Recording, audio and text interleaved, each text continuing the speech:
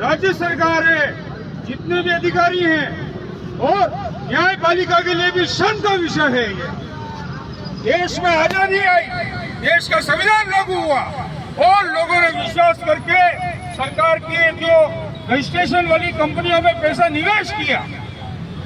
2018 में सरकार ने कहा 3 महीने में पैसा दे देंगे, 6 महीने में पैसा दे देंगे, मगर 3 महीने भी निकल गए, 6 महीने भी निकल गए। आखिर 3 करोड़ लोग बेरोजगार हुए। ये पैसों से 3 करोड़ लोग बेरोजगार हुए, 42 करोड़ लोग प्रभावित हुए और लाखों करोड़ रुपए जो देश के 42 करोड़ लोगों के लाखों करोड़ रुपए सरकार के पास है, वो बड़ी बड़ी कंपनियों को फायदा देने के लिए उपयोग में लिए जा रहे हैं। अप्रत्यक्ष रूप से जिन लोगों को आम जनता के दुख दूर दर्द करने के लिए चुना गया, बनाया गया, वो लोग आम जनता के लिए दुख और दर्द का विषय बन रहे हैं। ये बहुत बड़ी समस्या है। मैं इस मौके पे बजाने सभी साथियों से यही आग्रह करूंगा कि ये लड़ाई सिर्फ हमारे पैसे की लड़ाई नहीं है। ये हम हमारे हक अधिकार नहीं मांग रहे, हम कोई पेंशन नहीं मांग रहे हैं, या हम कोई उससे हमारा वेतन मांग रहे हैं, हमारा जमा पैसा मांग रहे हैं। जमा पैसा नहीं दे सकते तो हक अधिकार क्या होंगे? लोगों को जीने का अधिकार छीन रहे हो, लोगों को अपने के लिए प्रेरित कर रहे हो।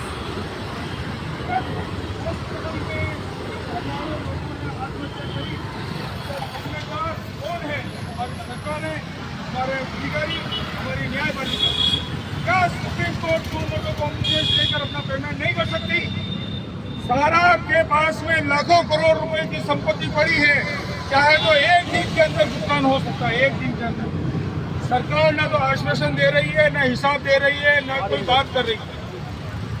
ये ऐसी मजबूरी आ गई है कि हमें हमारे देश में भिखारी बनना पड़ रहा। जिस आदमी को राजा की तरह घूमना चाहिए, जिस जनता को राजा की तरह रहना चाहिए, वो भिखारी की तरह घूमने में मजबूर हो रहे हैं। ये बहुत बड़ा दुख और दर्द है। इस लड़ाई को आज हमारे जो जाला साहब का जो दर्द है, वो दर्द इतना बड़ा है कि अगर कोई समझ सके तो समझ जाए। मैं तो कह रहा हूँ कि जब तक हमारा, आज मैं एक मांग रखता हूँ, जब तक हमारा भुगतान नहीं मिलता है, संसद के वेतन रोक दो, पेंशन रोक दो, सब अधिकारियों की वेतन रोक दो और न्यायपालिका का भी वेतन रोक दो। जब ये भूखे मरेंगे तो पता पड़ेगा कि भूख क्या होती है, आम आदमी की भूख क्या होती है। 42 करोड़ लोगों की भूख इनको हमें बतानी पड़ेगी। अगर हमारा समाधान नहीं हुआ तो आगे हमें मजबूर होके, हमें सत्य और अहिंसा के बल पर संविधान और कानून के अंदर रह के कुछ ऐसे कदम उठाने पड़ेंगे कि भैया हम भूखे मरे और तुम घी रोटी खाओगे, ये नहीं चलेगा। हमारी भूख और तुम्हारी घी रोटी, ये दोनों नहीं चलेगा। तुम आंख बंद करके बैठे रहो, ये नहीं चलेगा। अब लड़ाई बड़ी होगी और इस देश की आजादी को भी बचाएंगे, संविधान भी बचाएंगे और हमारे 42 करोड़ लोगों का भुगतान दिलाने तक हम लगातार संघर्ष करेंगे। जय हिंद, जय भारत।